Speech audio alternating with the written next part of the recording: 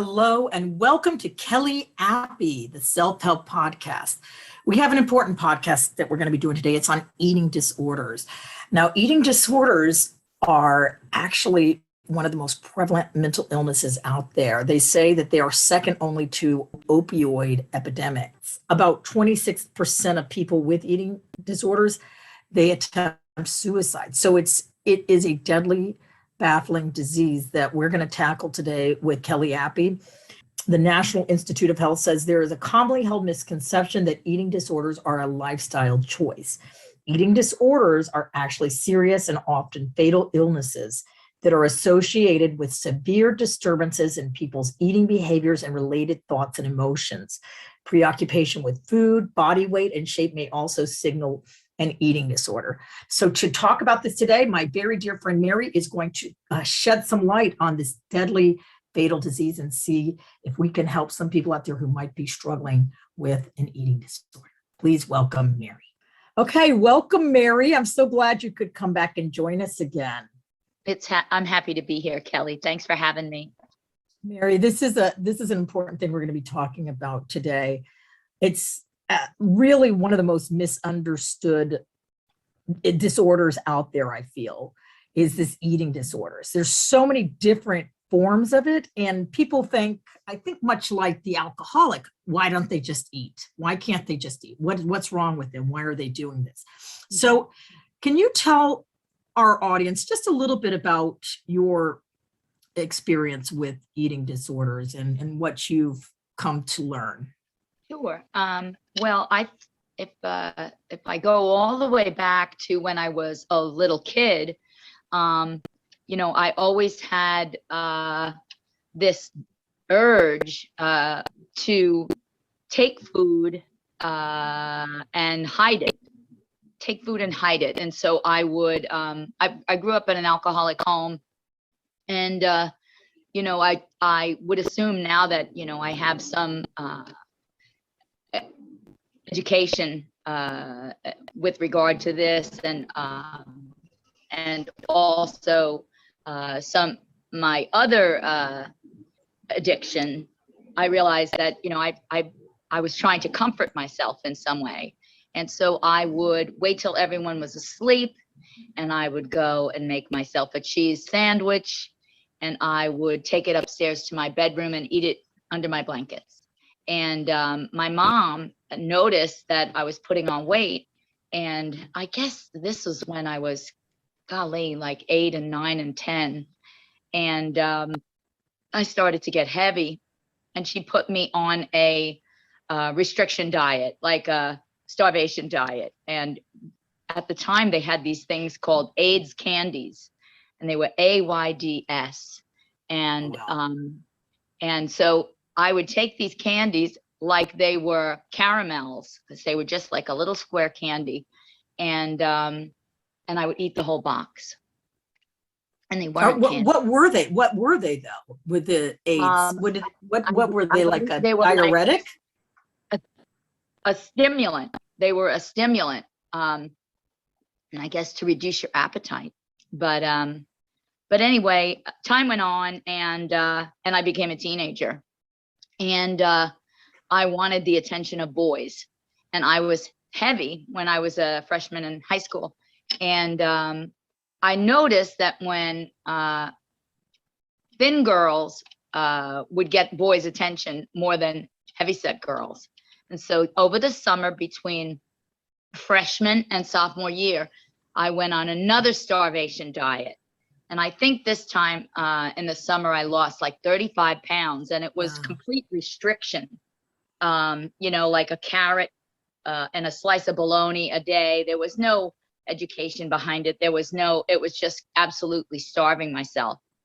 And, but I got the results. The results were that I was 35 pounds lighter, and I got the attention of boys. So I really thought at that point in time that I had, found the trick of how to get slim and stay slim.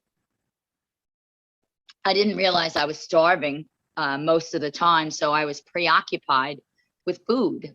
I was preoccupied with the thought of it, with the procuring of it, just these, and then I would starve myself and exercise. So, and I mean, like, it wasn't smart exercise either. I mean, like, this is in the mid 70s, late 70s. And so there wasn't really any education on eating disorders or any kind of disordered eating, or compulsive exercise or anything like that. So it was shameful, and it wasn't anything that I was secretive about it. And I didn't want anybody to know that the reason I had gotten so thin was from starving myself. Let's see. So time went on, and I became addicted to amphetamines and alcohol and cocaine. And now I thought I had finally arrived, because I had no appetite when I took drugs, and the weight just came off so easily. And part of my story, when I tell my story in the rooms, part of the story is just that desire to be loved, and that played such a big part. But there was so much secrecy in my eating disorder, and also in my drug use, that all I did was isolate myself. Actually, the eating disorder went to the wayside when the drugs and alcohol geared up, because there was just no appetite. There wasn't any withholding. There was no restriction. There was just no appetite. And that went on for years. And my weight pretty much settled at an unhealthy weight. Then I got pregnant I got sober, and then I got pregnant with my 2 children, and I was able to, on my own, not with any help, stop the restricted eating. And and I ate regular meals, and it seemed like it was all gone.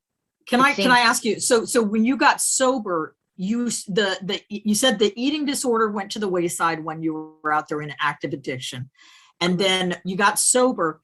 Did it come right back, or you're saying it just kind of, it wasn't present when you came back, but it started creeping back in? You didn't have that?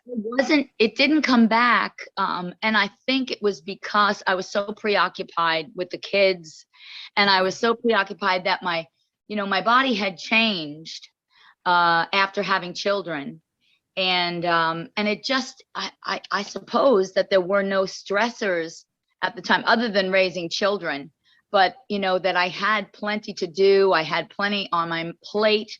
I had plenty on my mind, but it wasn't a stressful situation until just recently.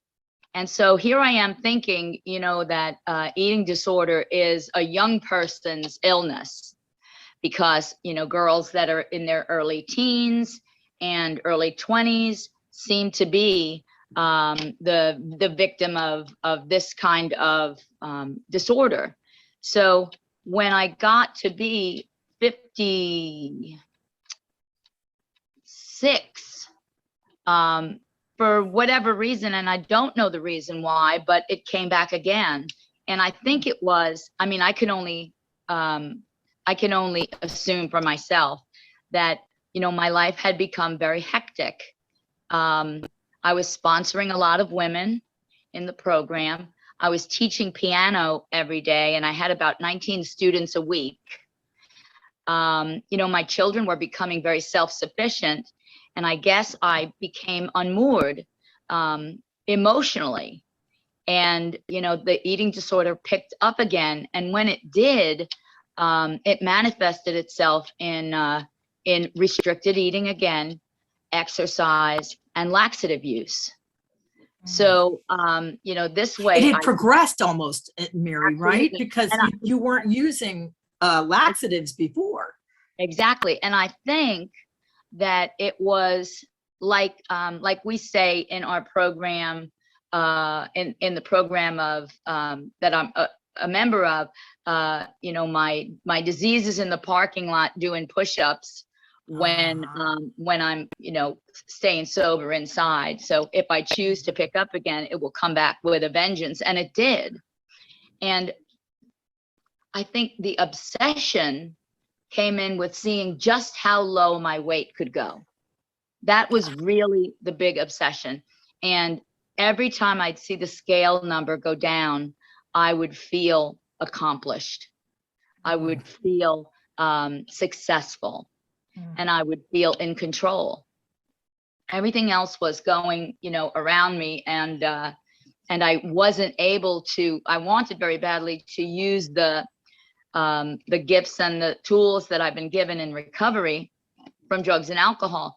But, you know, the challenge was just that I need food to eat, you know, and I need to stay healthy with the foods that I eat.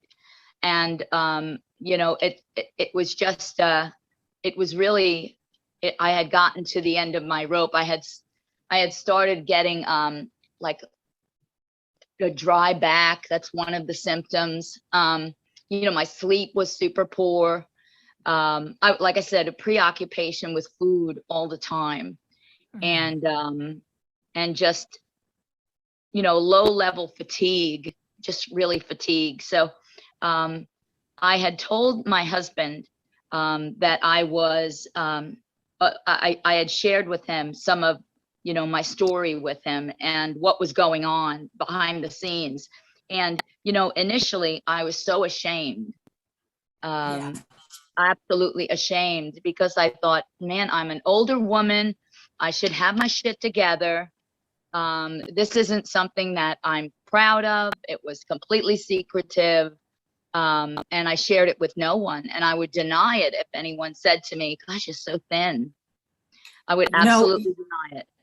I will say this. This is something that really struck me about this with Mary. If anybody knows Mary, Mary's an open book. Mary calls it how it is. She never holds back. You know what's going on in Mary's mind all the time. I've been her friend, and that's just how I know Mary. And that's one of the things you love about Mary. When she was telling me that she had to go do something, I knew something was up. Something wasn't right. And she didn't want to share it with me. And that really got to me. I was like, something's really hurting Mary right now.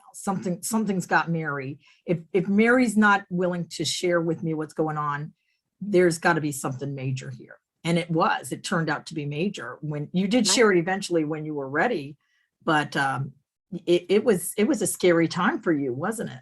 It really was. And particularly because eating disorders are so dangerous, and we don't realize that, you know, it can impact the heart because of the electrolyte imbalance that happens between, you know, like restricting and diuretics.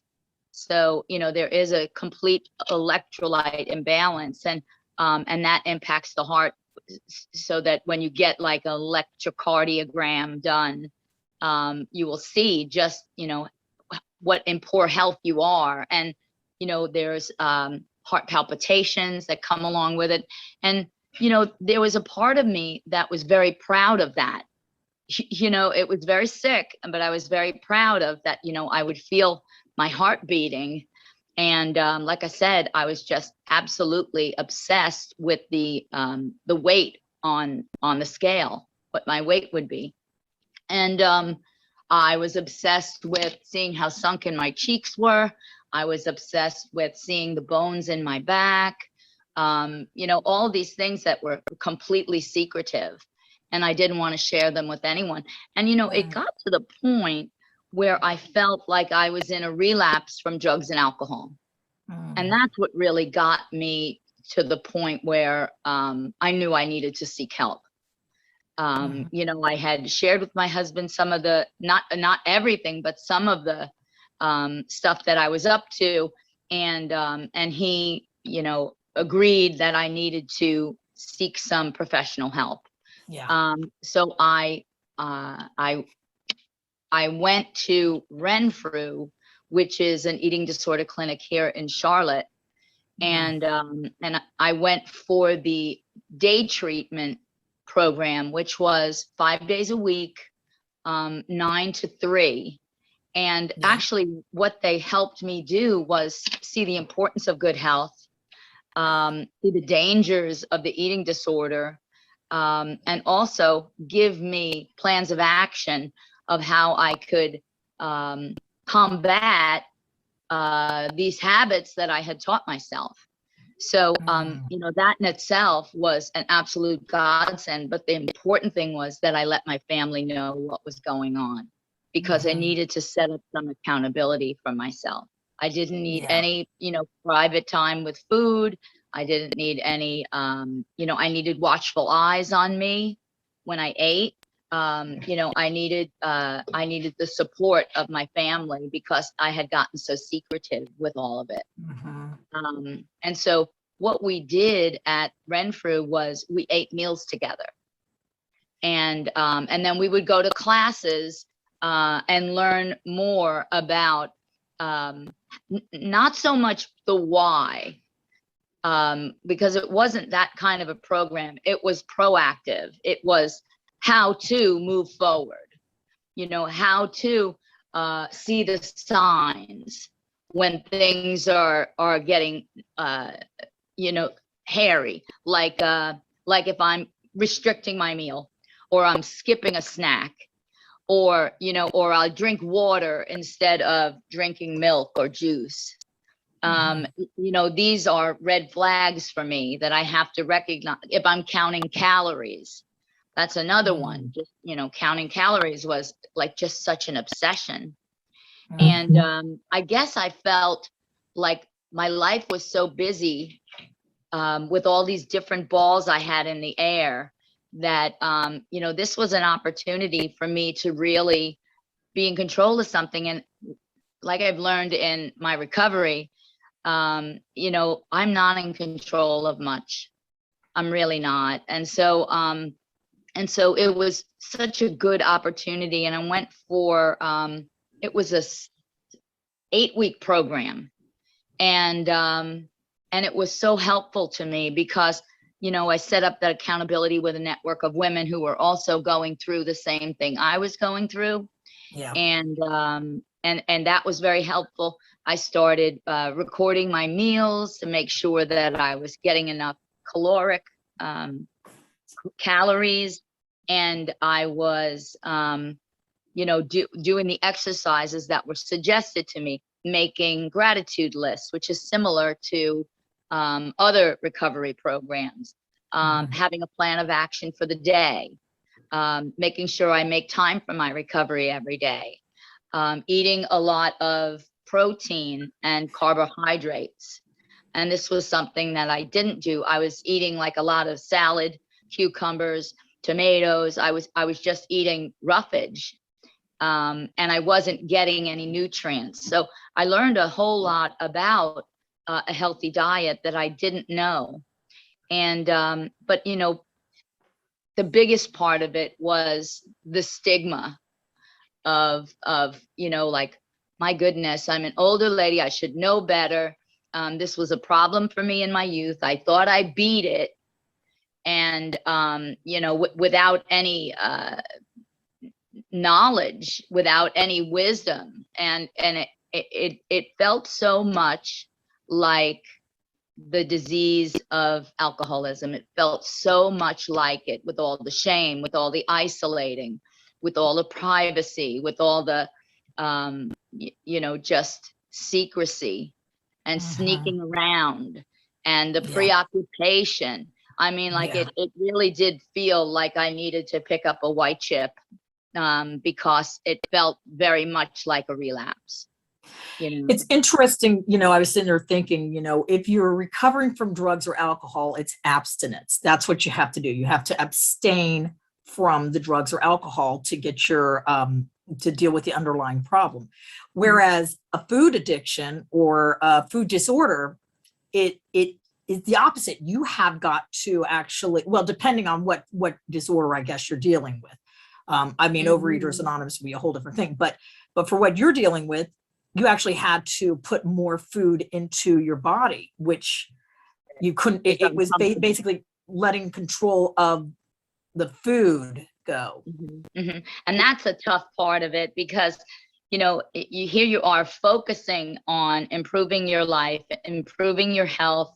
And, you know, they're encouraging you to eat more to get you up to your base weight that you should be at.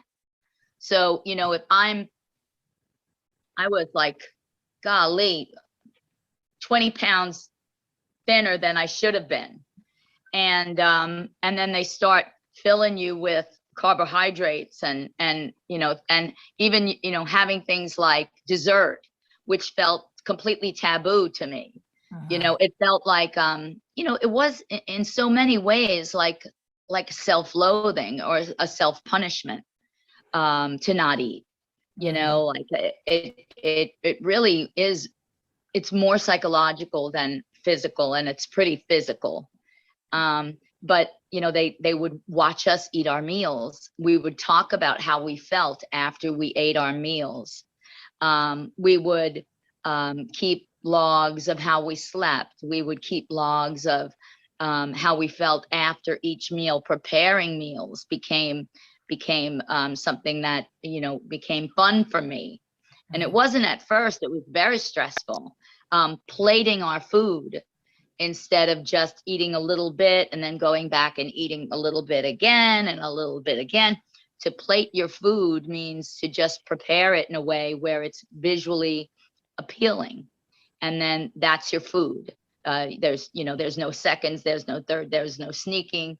And so all of these techniques and tips really help me to stay the course.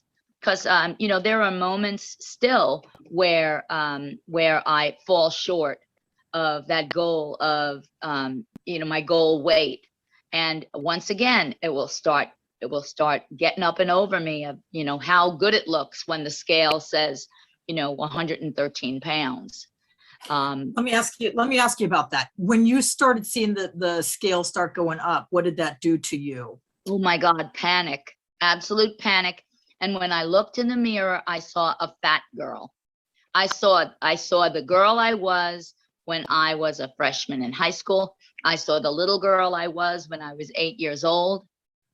So I saw these memories of being fat and being ostracized, and you know, my mother telling me that I was fat, and you know, why can't I just stop eating? It's a lot like, why can't you just have 2 drinks? You know, it's very similar. And you know, without the help that I got at Renfrew, I mean, I know in my heart I would not have been able to stop. I would not know how to stop. I mean, I just was completely uneducated about not only the seriousness of this disease, but also, or this disorder, but also that I didn't want to stop. I didn't realize how miserable I was. So I went to a food therapist after I graduated from Renfrew, and she helped me with just the day-to-day stuff, with the 3 meals a day, 3 snacks a day. I went to a gastroenterologist to get myself, you know, healthy again. I went to see my internist regularly just to make sure my heart was in good shape. And slowly but surely, I was able to establish some stability. And I still refer back to my doctor and my therapist today. I got on an antidepressant, which was remarkably helpful to me. I didn't want to take medication, but it was suggested to me that it would help with the cravings, and it really did. And talking about that, Mary, the psychological aspect of this disorder, what, you know, like, people don't understand that there's the underlying cause is, you know, it's kind of like eating is but a symptom. Is that Absolutely. right? Absolutely. And, you know, it all boils down for me in relationship with my higher power. It all boils down to that, because without my 12-step program, I don't know if I would have been able to just follow the rules as the rules were set out for me. You know, I really did need and do need the help of a God of my understanding so that I can get through this day to day. You know, it is truly one day at a time. You know, and I I would be lying to say, well, I'm fully recovered now, I'm cured. But I know it's always something in me that I will have to be very mindful of. And you had a strong foundation in recovery when you started tackling this, which was a definite plus for you, because a lot of people might, these young girls, especially who suffer from these body images, they were just saying that Facebook did a thing on Instagram, a study on Instagram, that these girls were, the body images that they see on Instagram, it's causing lots of mental illness, eating disorders, suicides, and all that. Well, and it's so interesting, the collection of women at the eating disorder clinic went from 12 years old to 65 years old. So it isn't just a young person's disorder. It touches all of us. And I guess the older you get, the more dangerous it becomes as well. And I think that was part of the illness of just feeling so ashamed, so ashamed. And so it was one of those things where I knew I needed to get help. I didn't know how to get help. But I knew I needed some accountability as well. Did they have a diagnosis for your exact eating disorder, or is it just a generalized eating disorder? Well, my diagnosis was restrictive eating. Okay. And so, but there are so many eating disorders.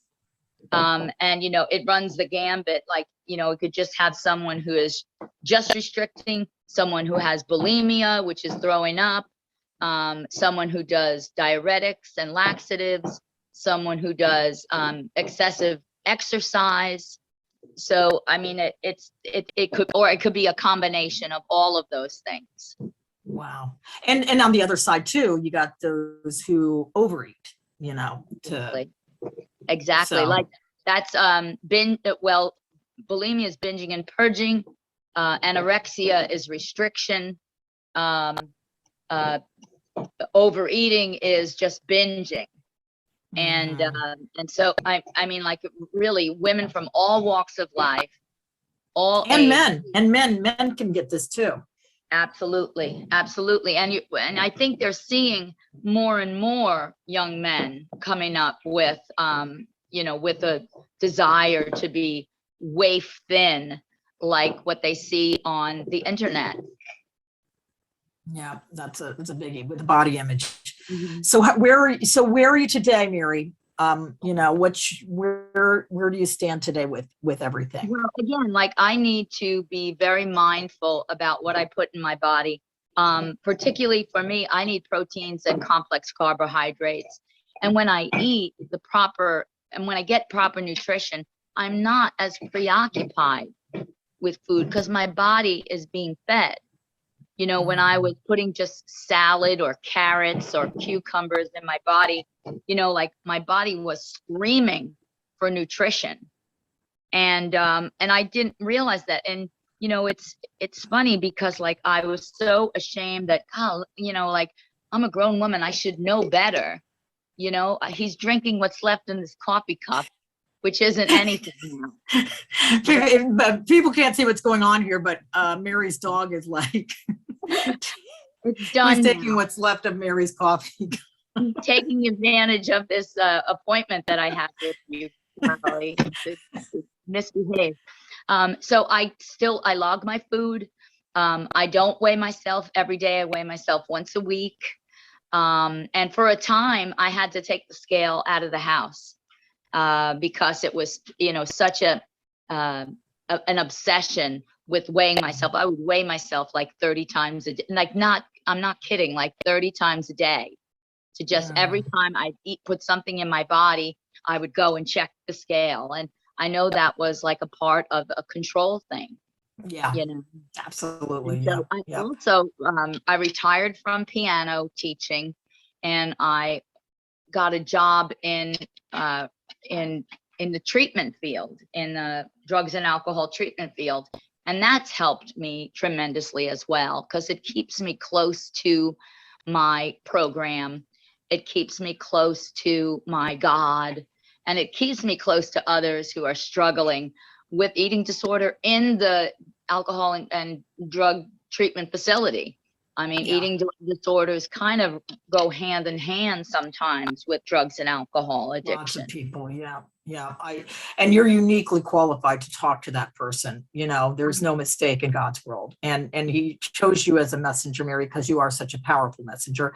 And that's why I always have you come back. We'll be talking more with Mary about stuff in the future. But Mary, when we end the podcast, I'd like you to leave the listener with a message of hope to help and heal.